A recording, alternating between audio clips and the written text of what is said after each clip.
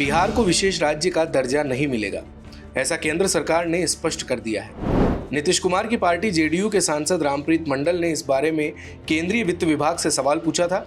जवाब में कहा गया कि बिहार सरकार के अनुरोध पर एक अंतर मंत्रालयी समूह आईएमजी बनाया गया था। आईएमजी ने इस पर विचार किया और 30 मार्च 2012 को अपनी रिपोर्ट सौंपी। आईएमजी ने कहा कि राष्ट्रीय विकास परिषद एनडीसी के मानदंडों के आधार पर बिहार को विशेष राज्य का दर्जा नहीं दिया जा सकता। एनडीसी द्वारा पूर्व में कुछ राज्यों को सहायता के लिए विशेष श्रेणी का दर्जा प्रदान किया गया था, जिनकी कई ऐसी विशेषताएं थीं जिन पर विशेष ध्यान देने की आवश्यकता थी। इन विशेषताओं में शामिल है पहाड़ी और कठिन भूभाग, कम जनसंख्या घनत्व और जनजातीय आबादी का बड़ा हिस्सा, पड़ोसी देशों के साथ सीमाओं पर रणनीतिक स्थान, आर्थिक और इंफ्रास्ट्रक्चर में पिछड़ा होना तथा राज्य के वित्त की असमान प्रकृति। ये फैसला इन बातों पर और राज्य की विशिष्ट स्थिति के आधार पर लिया गया था। केंद्र सरकार ने स्पष्ट कर दिया कि बिहार विशेष राज्य के दर्जे के लिए तय मानकों पर फिट नहीं बैठता। लालू यादव ने अब इस मसले पर नीतीश कुमार का इस्तीफा मांग लिया है। लालू का कहना है कि नीतीश ने बिहार को विशेष राज्य का दर्जा दिलाने की बात कही थी, अब नहीं दिला पाए तो इस्तीफा दें। उन्होंने कहा कि लालू यादव बिहार के लिए विशेष राज्य का दर्जा लेकर रहेंगे, पीएम मोदी को ऐसा करना ही पड़ेगा। अब जानते हैं कि नीतीश कुमार के पास यहाँ क्या विकल्प बचा है। तो नीतीश ने पहले अपनी पार्टी के लिए 3 मंत्री पदों की मांग की थी, लेकिन मिले सिर्फ 2। इसके अलावा कुछ और अटकलें भी चली। उन्होंने गृह मंत्री और लोकसभा स्पीकर जैसे पदों की भी मांग रखी।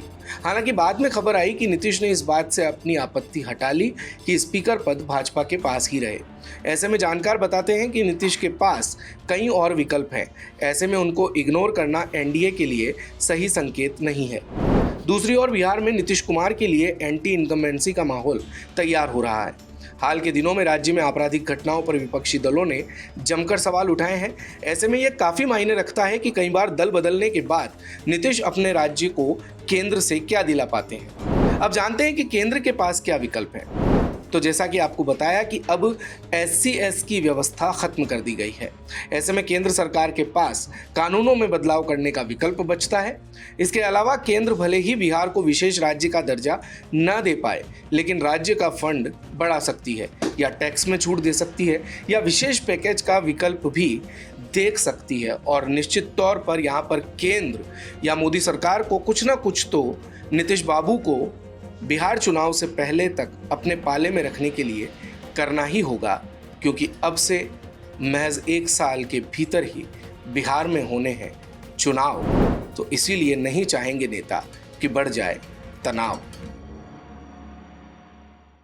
दिन भर की सारी अपडेट्स के लिए सब्सक्राइब करें भारत कवरेज को और हाँ, बेल आइकन दबाना ना भूलें ताकि आप रहें अपडेटेड हमेशा।